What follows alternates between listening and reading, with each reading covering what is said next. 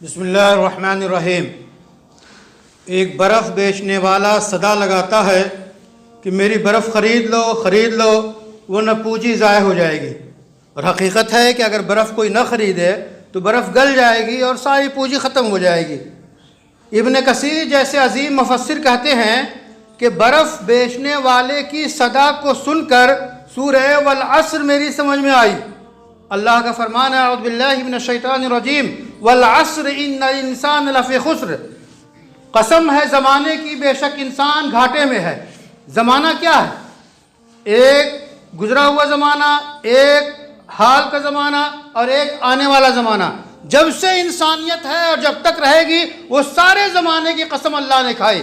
قسم کھانے کا مطلب کیا ہے کہ زمانے کی اور زندگی کی اور وقت کی اہمیت کو بتانا ہے۔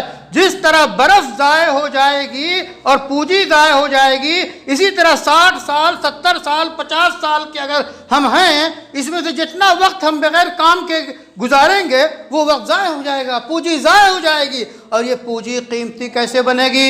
4 چیزوں سے: ایمان، نیک عمل یعنی شریعت کے مطابق زندگی، اور اس اچھائی کی اور بھلائی کی اور حق کی دوسرے کو تلقین کرنا، اور حق کو پہنچانے میں جو اذیت پہنچنے والی ہو اس پہ صبر کرنا۔ ان 4 چیزوں سے انسان کی زندگی بنتی ہے۔